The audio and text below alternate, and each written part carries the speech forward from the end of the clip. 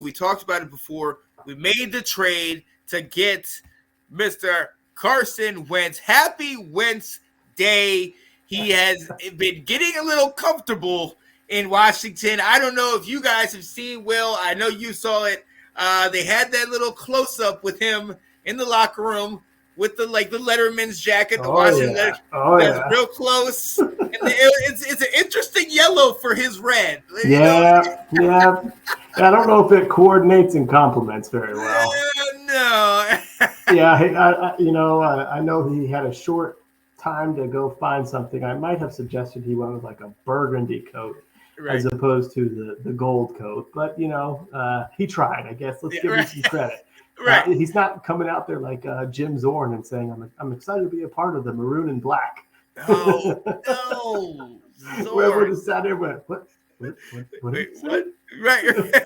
He's talking about us? No. Right. Does he know where he is? Right. But yeah, man. So happy Wednesday. He got introduced in a press conference today. He's here. He's got pictures. He's going to be wearing number 11 again, back in that comfortable, familiar number. Yeah. All right. So we're a week and we're 8 days, from when the trade happened. Mm-hmm. Has your thoughts on bringing him in changed at all? Has it just kind of settled in and been like, all right, or how are you thinking? You know what? It has settled in because it has helped with a lot of the moves that we've made. Now that we've cut people, but we've done it to kind of bring other people in and restructure the cap. That's something that I think is good. And then the fact that you start thinking of he could take the top off the defense. He could really start, opening things up for you guys. And I'm gonna make a connection with North Carolina.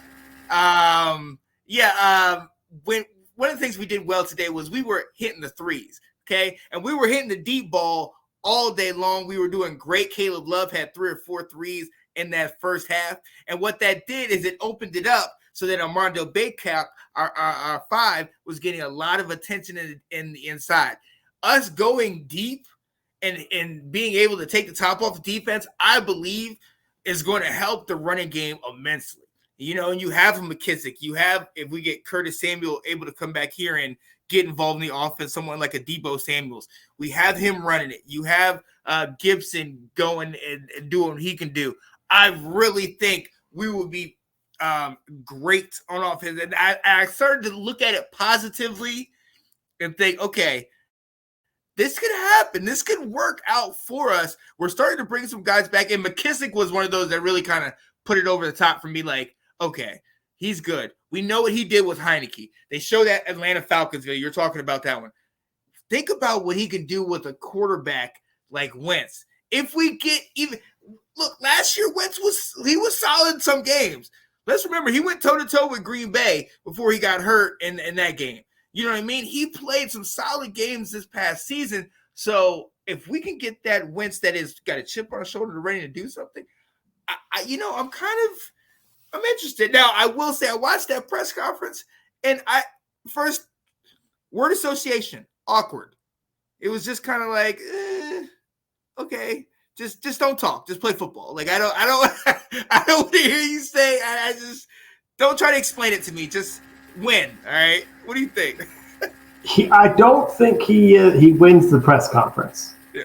I'll put it that way. Yeah, there was times where some of his answers, like, I don't know if he's really all that thrilled to be here, to be quite honest with you, because if he is, that did not come across in his answers. Right. When he talked about, it is bittersweet leaving places. You meet really good people in Indianapolis, and I had good coaches and teammates, but now I'm here. It's like, that's not a really endorsement for, I'm so glad they came and got me, that type of stuff. He said it a couple times, there just wasn't a lot of enthusiasm, excitement. The reporters tried to give him a chance to say, all right, well, have any players reach out to you, or did you reach out to anybody? And like, that could have been his chance to say, I am so excited to throw to Terry McLaurin. I cannot wait. I can't wait to be able to throw to Logan Thomas. And I know we've got 2 good backs here. Like, that was your chance to say, who's on the roster, know as the quarterback and as the leader who you're going to be, a part of. And he didn't go there. They had to ask him about Terry McLaurin, and then he was able to say, but like, yeah. So and they talk about he's not exactly this rah-rah locker room leader guy, and maybe that's what you get a chance to see. And maybe we just have to hope that it is more his play does the talking for him. Yeah. But yeah, there was definitely moments of awkwardness. So I'm going to say this too, and I think you're going to like it, but I think those, you and me have identified us wanting to improve at wide receiver. Mm-hmm. And the more and more I'm starting to hear from some of these guys that are close to the team are saying that they don't necessarily feel the same way we do because they believe that a guy like De'Ami Brown's really going to make a step up in year 2. Okay. And now we got a quarterback who can get him the ball. Right. Like you mentioned, North Carolina tonight was shooting from deep.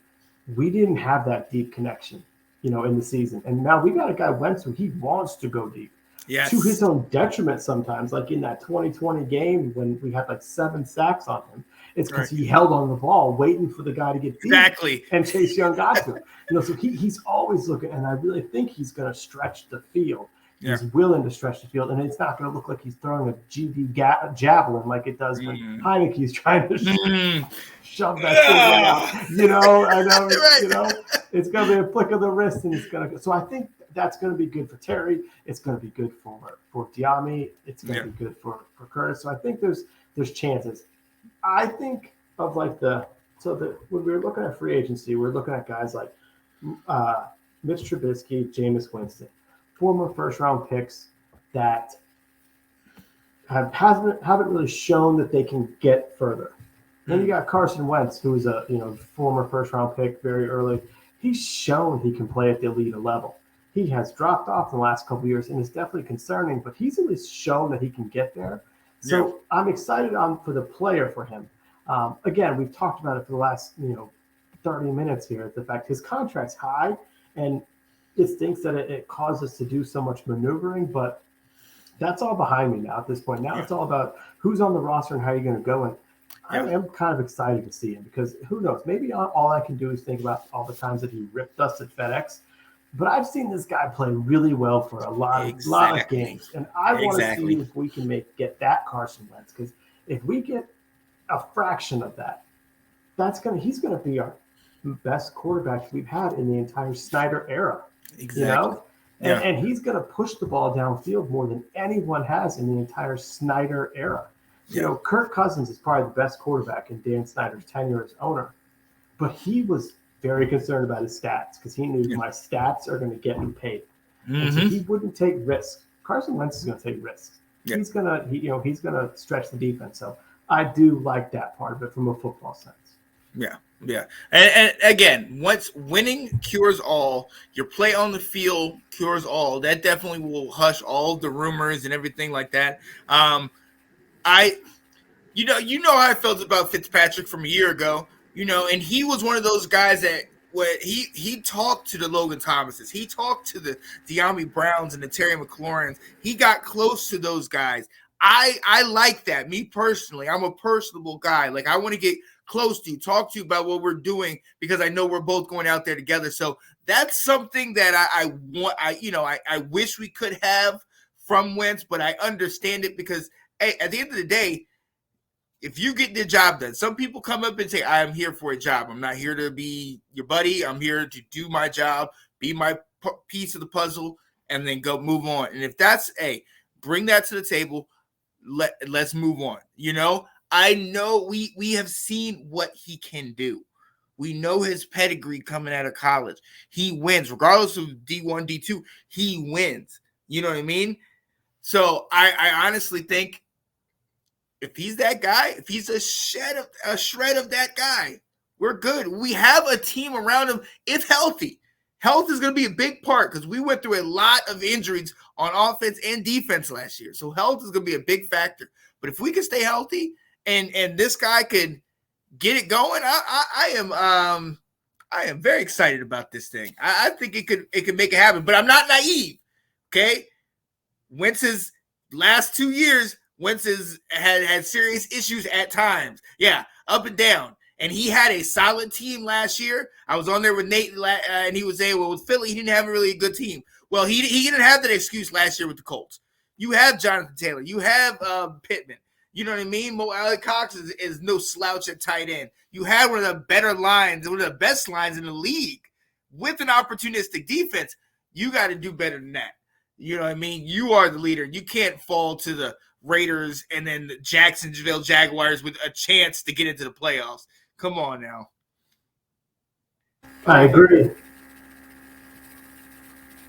Yeah, no. Did you see what my man Jack wrote? Oh, no. What's that? I'm not going to say on camera and incriminate myself, but I may or may not have had too much fun with the there it is. Punch. Yeah. With the fruit punch. No. Hey, Kyle and I got there late, and he was like, yo, you guys got to catch up. And we had a couple drinks. Sorry, Jack. I do actually remember this story. I think like just the covers went on top and you went on with your day. Jack, this is a PG show. Come on, Jack. Come on, man. We got wives and kids and moms that watch this. Come on, brother. Yo, so I am excited about that, and I'm excited about the health and our guys being on the team. But one of the other things that we can that will help him is